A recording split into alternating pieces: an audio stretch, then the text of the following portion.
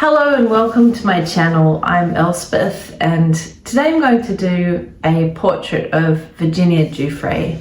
It's not just going to be like a psychic reading, it is also going to blend healing.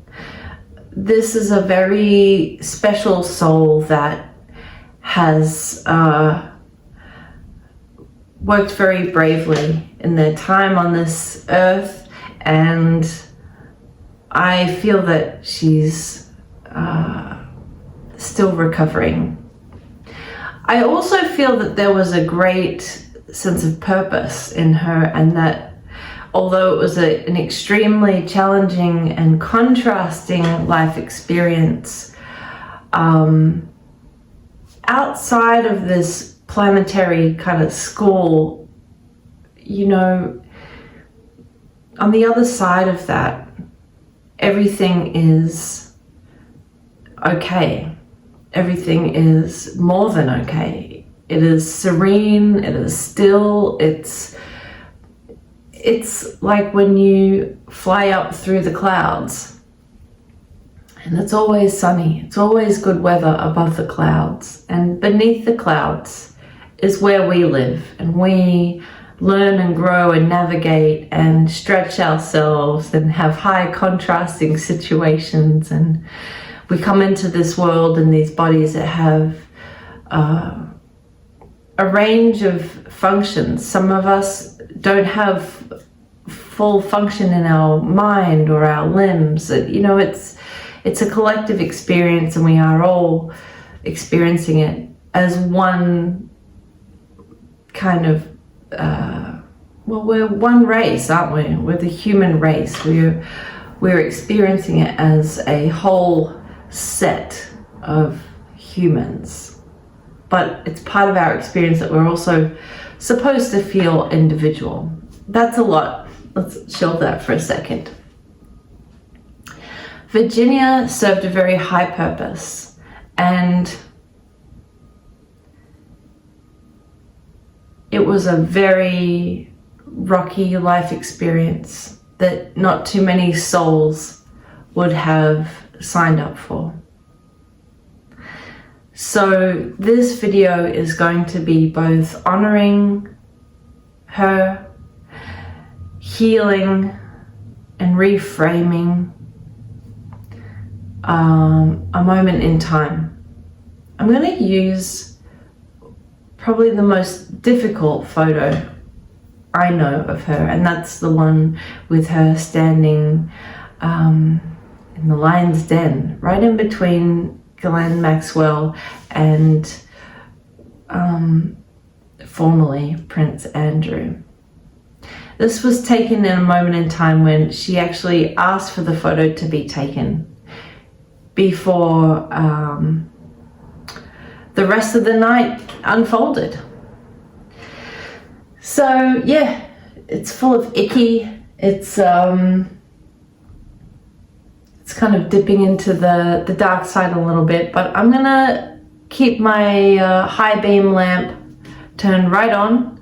I'm going to delve into a little meditation and ask for protection as we go into this conversation with Virginia. All right, that's a lot, but I'm up for it. Are you? I just feel like of all the people that I could paint today, her name just came forth as the loudest. We're hearing a lot about scandal and corruption and stuff, but let's not forget about a very brave woman whose book is out in the public right now, Nobody's Girl. I haven't read it. I hope you have. I don't know a lot about her. I know that she was a couple of years younger than me, and she was a Leo. Actually, she was born just a couple of days before my son, and the day after my dear friend Christy, and the day after my aunt. So she was a Leo, and what I know about Leos is they are a bright spotlight. They can be the sun. Obama is a Leo. Adele, I think, is a Leo. Anyway, I also know that she crossed over to the other side in Australia. That's where she was living at the time, this April. All right, that was a long introduction, but I feel like that's definitely called for. All right, please join me on the page for this very sacred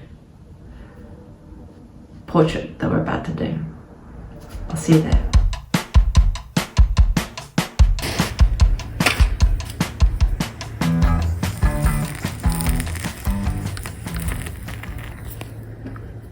All right, we're opening the call with the energy of Virginia Giuffre.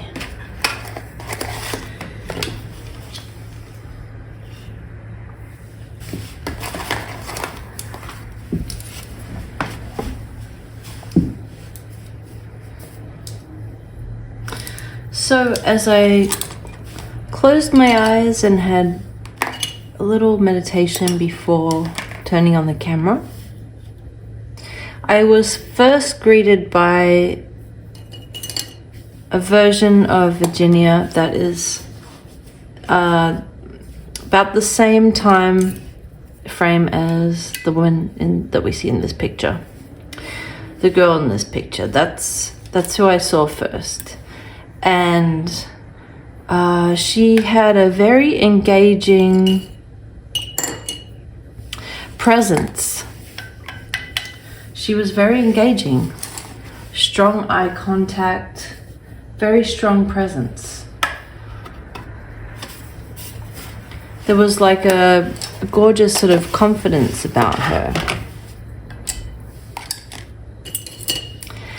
And that feels important to mention. All right, here we go. It's like I fuss around looking for the right paint.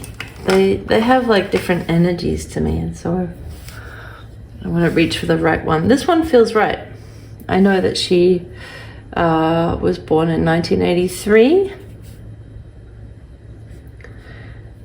and so this palette kind of feels like a good match to the 80s. As a child of the 80s myself. So I was very drawn to this picture because it felt like the most challenging emotionally for me. And usually that's a sign that there's something there. I also really want to work on this picture because this one could use some love and healing and reframing. Let's do some ghost busting, shall we? Let's reclaim this for Virginia.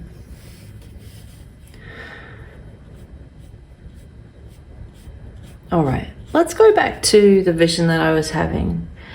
I was approaching her in my mind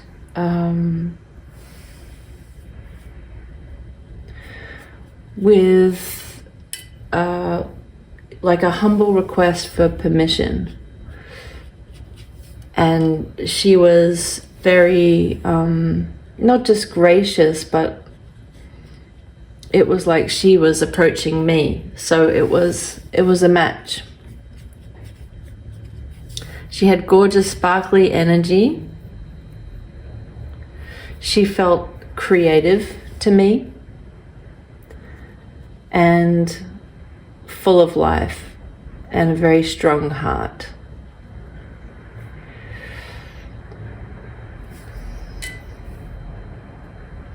And then I saw a scene of Virginia older, and I saw her towards the end of her life in Australia, and I saw a cat, and it had sort of cream, almost flecks of gingery hair, but quite dense fur, and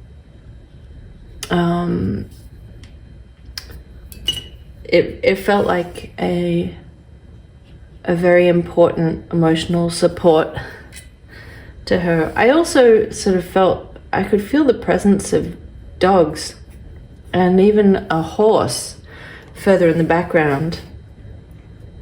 I'm not sure that they were her pets, but I could feel the presence of animals, like close to where she was living. So there was a cat, and I could feel her burrowing her face into the cat and sort of giving it a big kiss. And the cat was had a very calm energy, and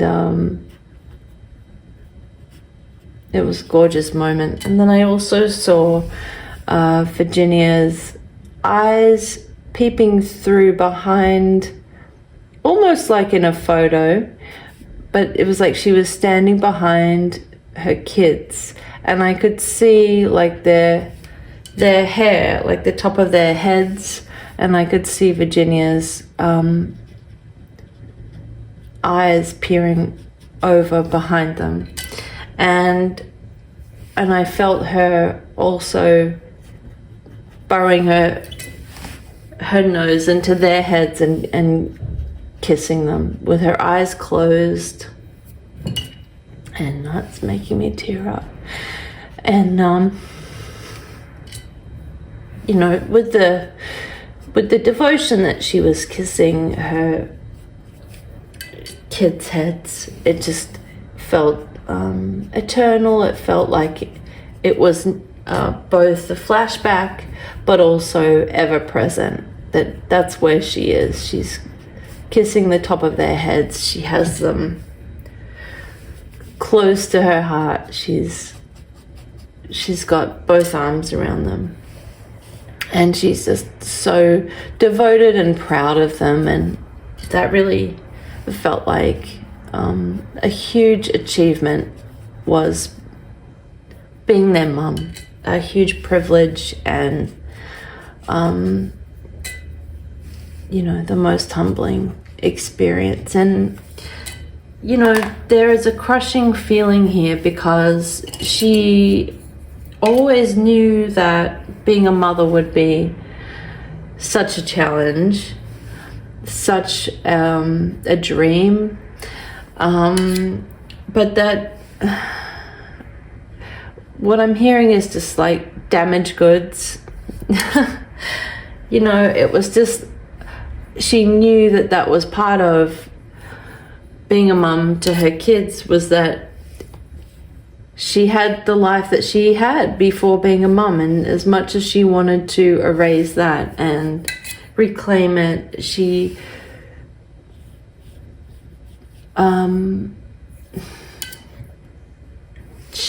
really wanted this experience. She wanted to shelter and protect and provide for her kids. She feels she did a really good job, the very best that she could. She knows that she has very strong babies and that they wouldn't be her kids if they couldn't handle it.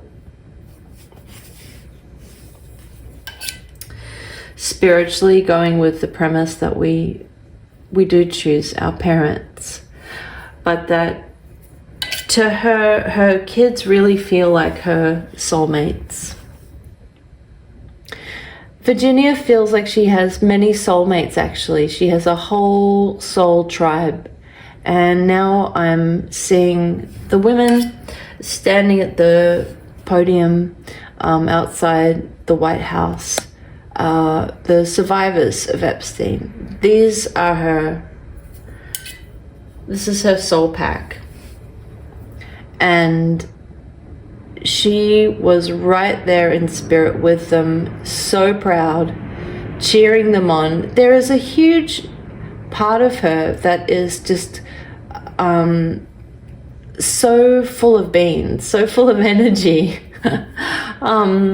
really cheerful, glorious and gorgeous. And that's part of why she was on this mission. It was a mission. This is part of a collective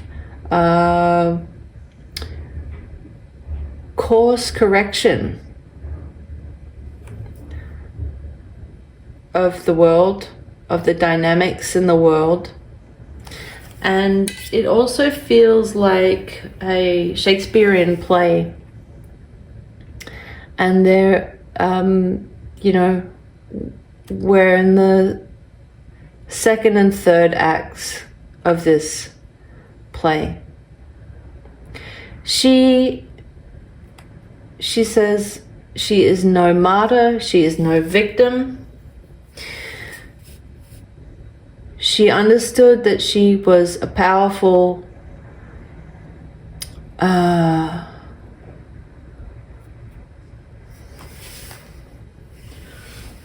cooperating component in this huge world-altering story, an event. And it was a lifetime's appointment of really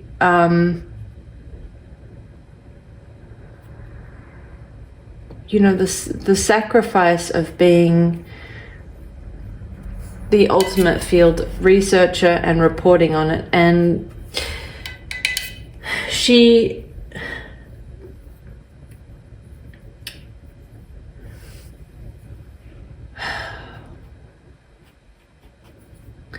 when she felt that her time, that her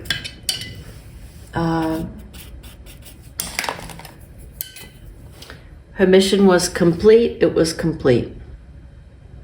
And it was time to recover. And that was not something that she could do in the public eye. It was not something she could do in her physical body.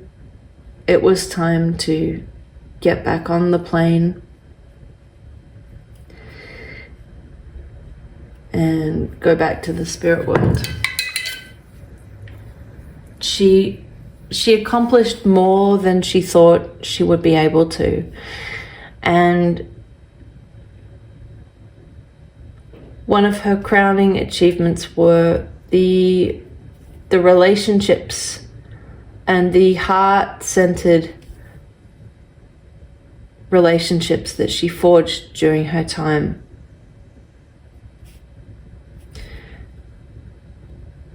She spends time with many of the survivors. I'm hearing Marika.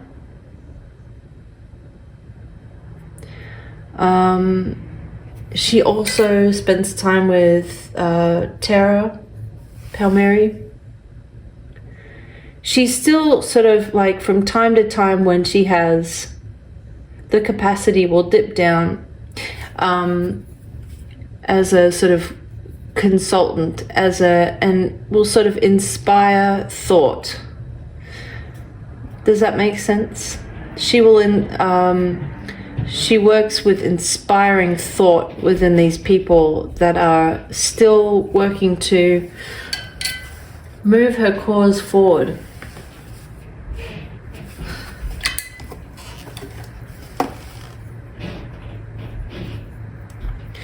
Her cause is greater understanding and empathy and justice, but not in a punishment sense, although that's certainly how we operate down here in the world to course correct humans, but actually reflection, a deeper awareness. And part of her journey was in the form of a shocking experience that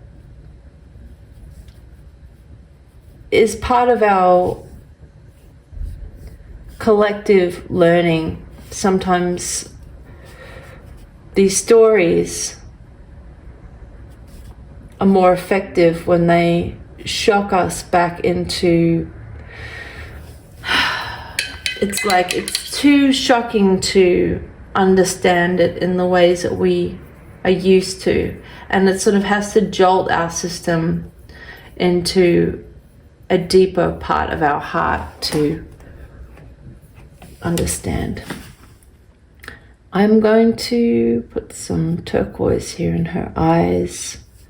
And as I do this, I'm infusing the colors with sentiments. It's like a form of a blessing. This is, as I paint her, I'm painting her with soothing energy. So much support and respect.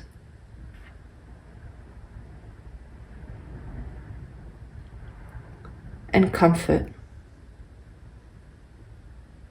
As she heals her mind and as she begins the recovery and gives herself so much grace and patience and understanding. I feel that she is feeling quite fragile energetically, still comprehending everything.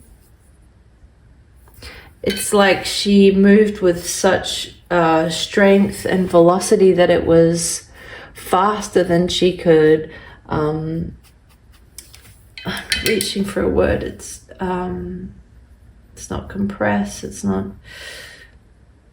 that she could metabolize, that she could process.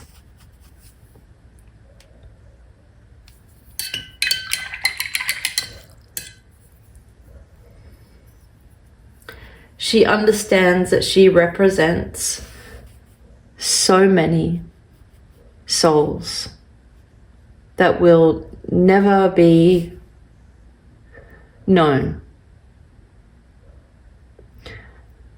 She understood that, and her soul signed up for this very challenging life experience.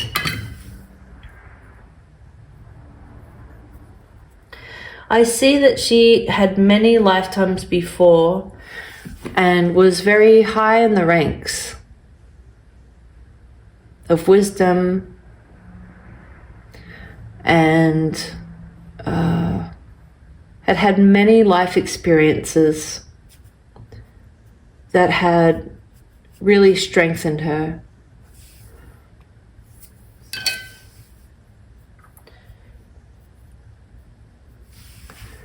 And that she had positions of real power. In fact, I see her as sort of like the princess from, what was it?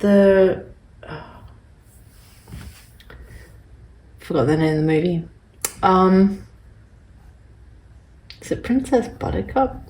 Come on, what is that? The Princess Bride. That's the movie with Robin Wright. I'm seeing one of her past lives as that kind of figure, riding a horse, really a regal figure of royalty. It feels like I'm hearing Norway. So these sort of, you know, it feels like it rhymes perfectly with her experience in this life because she was seeing different aspects, different points of view. And this one was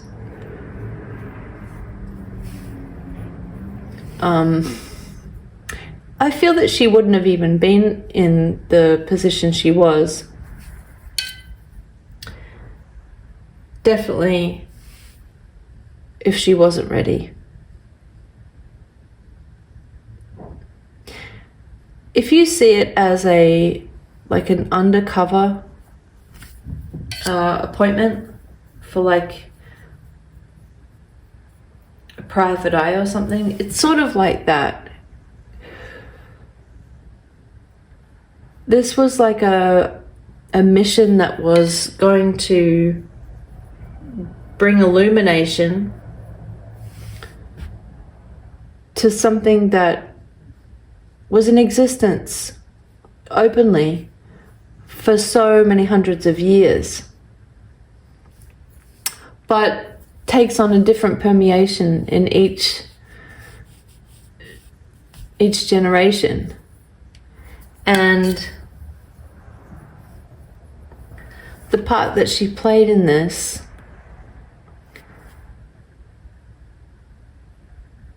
really was reserved for the most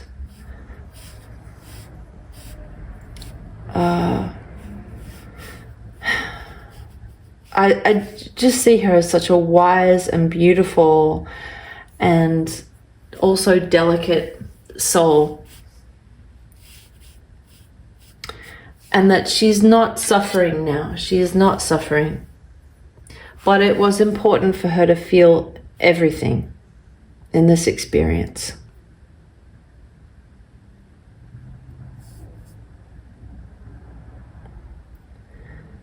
And to be a representative of so many other stories.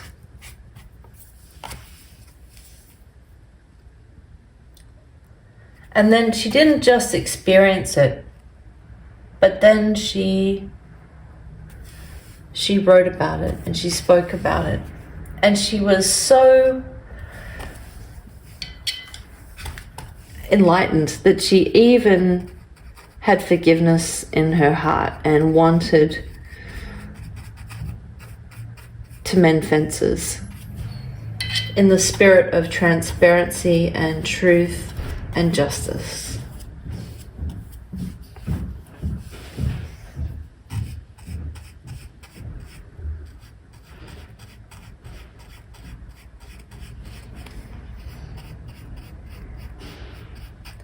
I feel immense gratitude for her family in this moment, and she is sort of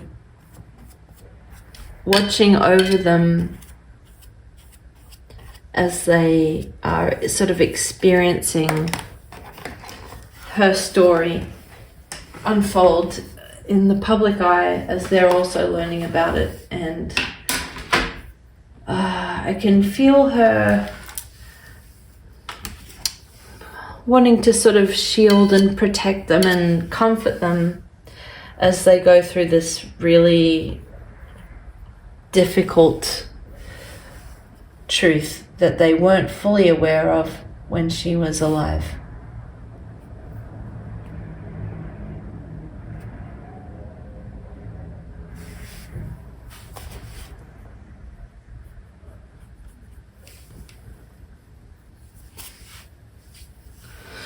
I'm feeling a beautiful connection to Australia, where she lived towards the end of her life. And I feel that she became more spiritually in tune.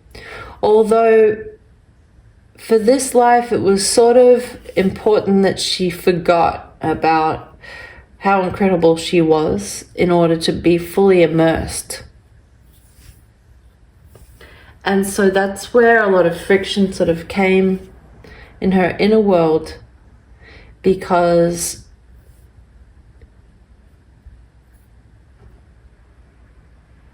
it was like the more she could feel connected to the land in Australia, and I'm feeling like the crystals in the ground, the white sands of Perth, the air, I can smell like the air is so different for her than what she grew up with. The trees,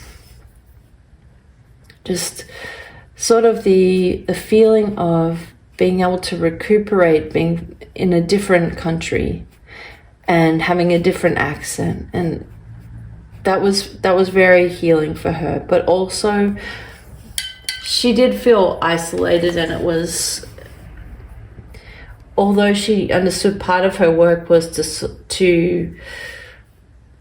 she felt compelled to stand forward and to bring the truth out.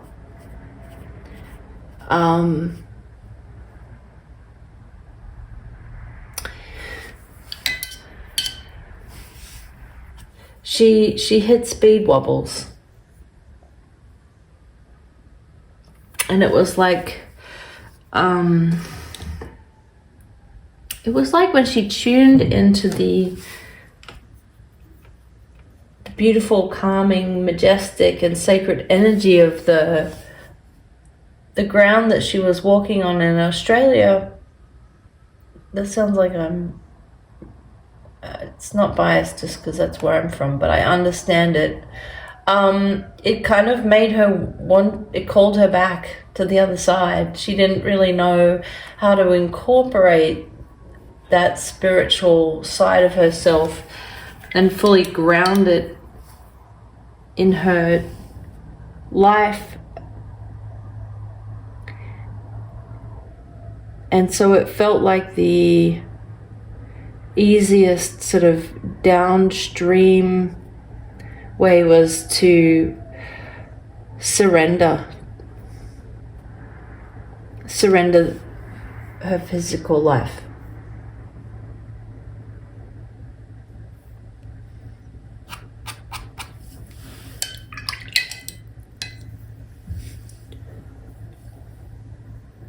We're not all meant to live to 95. Some of us have a distinct mission or a message, and then when it's time to exit the chat, it's time. And it's a neutral thing. And it's to be respected. It's a sacred thing.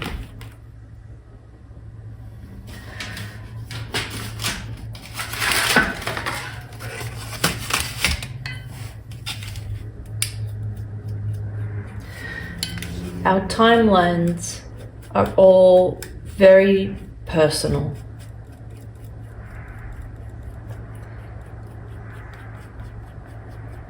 And I feel that she is in very good hands right now. I feel the presence of indigenous spirits around her as well. And that I feel that her connection to the land where she was in Australia, it was like a spiritual airport. And I just see her ascending, her spirit. I see her spirit ascending, and it's like she's enveloped in this beautiful, it feels like when a scab heals, the sort of, I don't know, like the skin sort of closes in around the wound. It's like as she was ascending up from the land, I see a ring of hundreds and thousands of spirits, and ancient spirits, indigenous spirits, guardians of that land, sort of encompassing her in a very healing, like a group hug. And then she ascended higher. It's like she's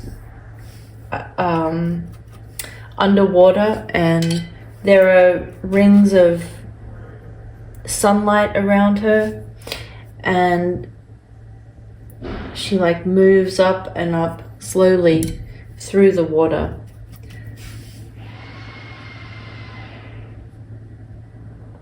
Until she's on the other side. And I feel that she was held. The water is really the energy of all the love and support swelling up around her. And I see her looking down at the world right now and the people that she knows. And she sees all of the stories unfolding about Epstein and her life. She sees all the developments and she feels really good. She feels very proud of her input. She feels that it was very effective. She's full of love. She's full of forgiveness comes up.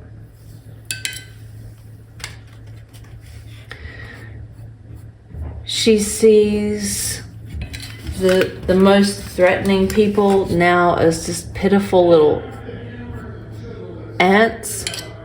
Sorry for the noise in the hallway out there. You know, I see her looking down at Ghislaine Maxwell, where she is in the prison, Club Fed, as they call it, the camp, and she pities her.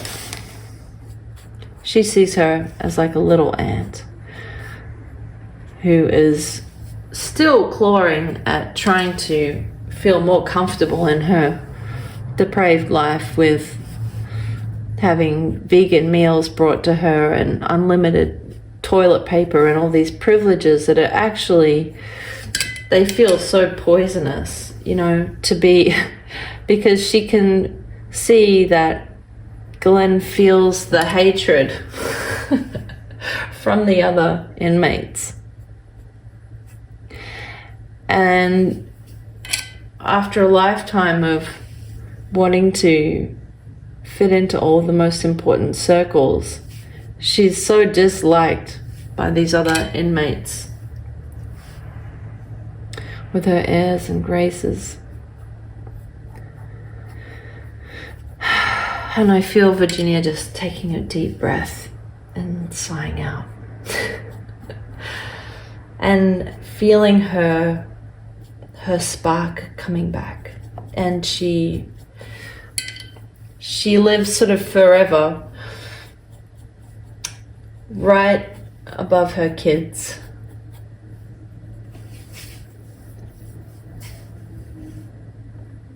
For now, at least, until they have finished their life experience. But that's where she is. Okay. I feel like I'm towards the end of completion here, and I just want to ask her, you know, what final messages she might have.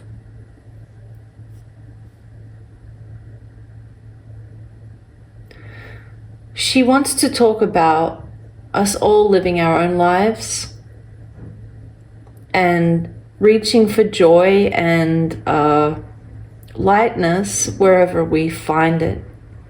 Even when she was going through the worst experiences of her life,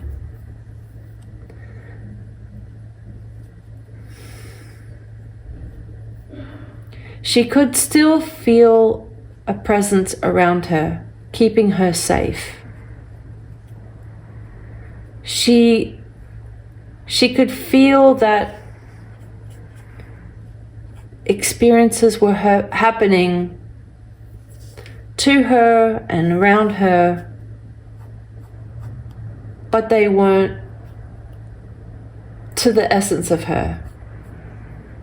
And she wants us to know that this life really is short. It is short, as eternal as it can feel in any moment.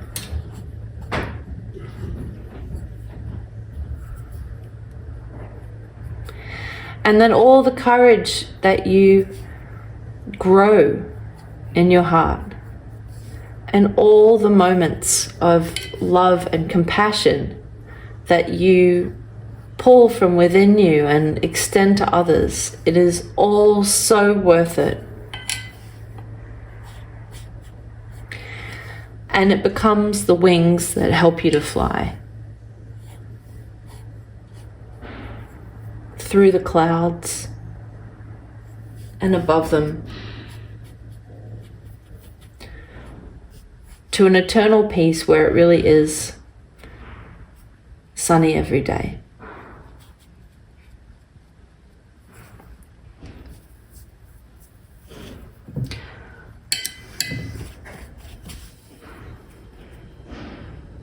She's looking forward to experiencing a much more carefree and joyous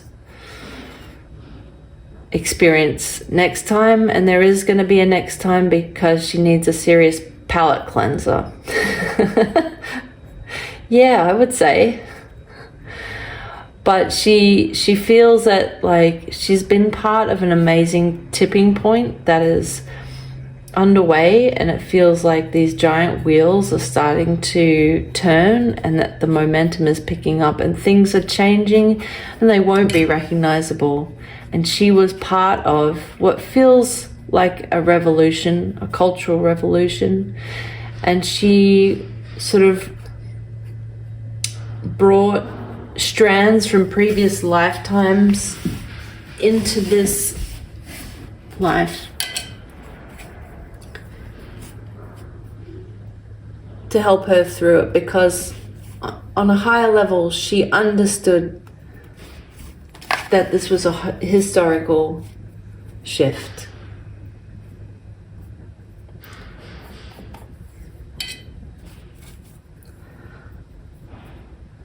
So what she wants you to carry in your day today is courage and a full heart. And please think of her with courage and a full heart when you think of her.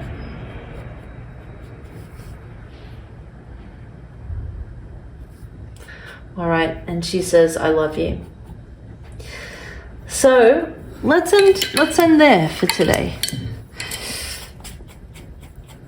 And I'll go back and refine this and put it on my Instagram. I feel like that's my way of saying thank you for spending the time with me, to all of my energetic guests here. Oh man, can you hear that drill? It's definitely time to finish this video. All right, so I'm gonna do her justice and make her look really pretty. And in the meantime, thank you so much for joining me. I'm gonna close the call with Virginia. And yeah, let's celebrate with her as all of the unraveling begins for the perpetrators of all the evil and corruption that happened during her lifetime. And let's send love and courage to the survivors to enjoy and live out the rest of their lives with as much peace and prosperity as possible. And I'm going to do a meditation after this video and send Virginia a giant boost of love and gratitude. Thank you. Bye.